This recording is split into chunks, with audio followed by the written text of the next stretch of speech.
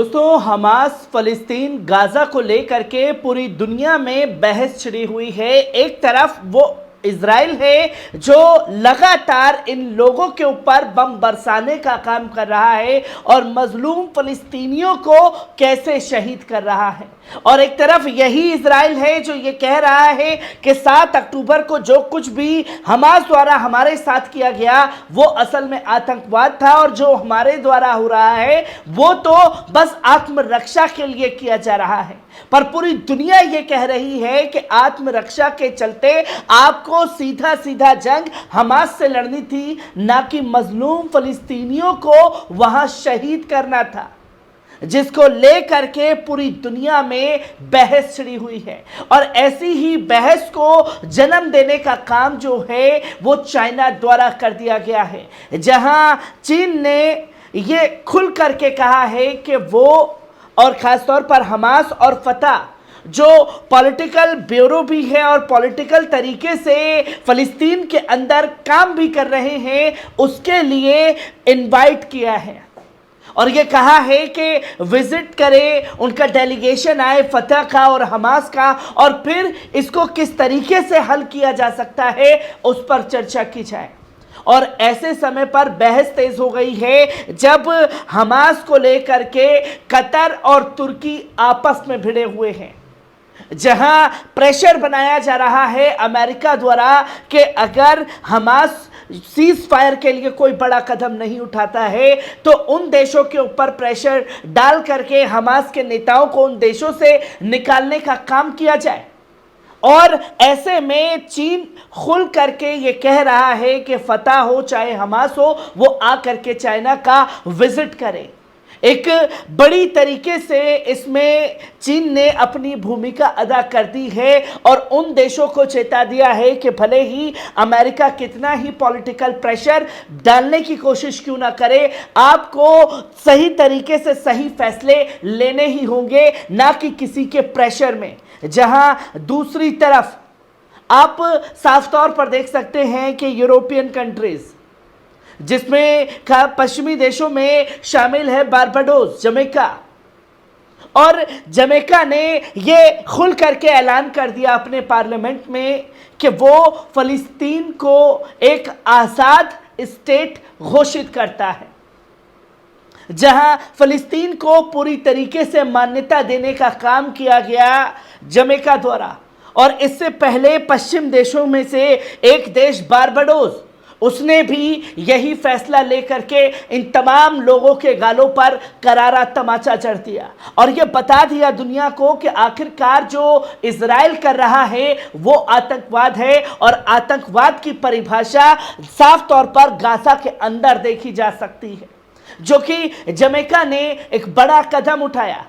और इस जमैका के बड़े कदम उठाए जाने के बाद आपको यकीन नहीं होगा कि सबसे बड़े मुस्लिम संगठन ने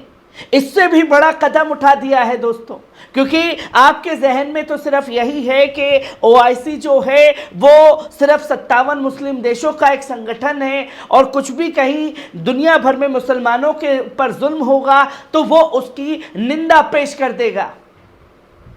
और यहां इस बार ओआईसी ने निंदा पेश जो है जमैका की नहीं की है, बल्कि स्वागत करने वाला संगठन भी सिर्फ और सिर्फ ओआईसी बन करके रह गया है, जिसकी तस्वीरें लोगों के सामने आई और ये कहा कि भाई हम जमैका के इस कदम का स्वागत करते हैं। धिक्कार है इन तमाम मुस्लिम देशों के ऊपर जो इस तरीके से तमाम कदमों को अंजाम देने का काम लगातार करते हैं, और इसकी तस्वीर जो है लोगों के सामने आती है, जहां साउथ अफ्रीका अगर केस फाइल करे इजराइल के ऊपर इंटरनेशनल कोर्ट में तो ये उसका स्वागत करेंगे, खुद आगे बढ़कर के कदम नहीं उठाएंगे। अगर ईरान कोई हमला करे तो ये उन हमलों की निंदा पेश नहीं करेंगे बल्कि स्वागत करेंगे।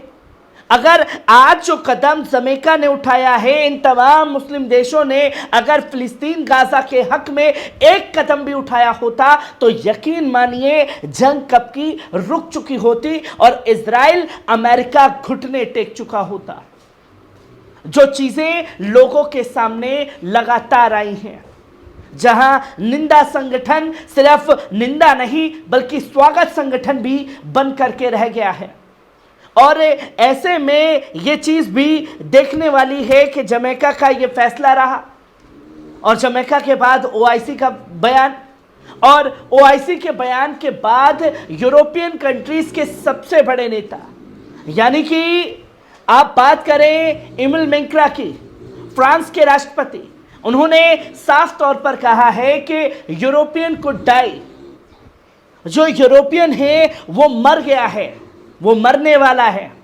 जिसका अंदेशा दिखाया। और अब जब उन्हें अपनी आवाम से, जनता के बीच जाकर के वोट मांगने हैं, क्योंकि हमने देखा कि फ्रांस में भी एहतजाज लगातार जारी रहे,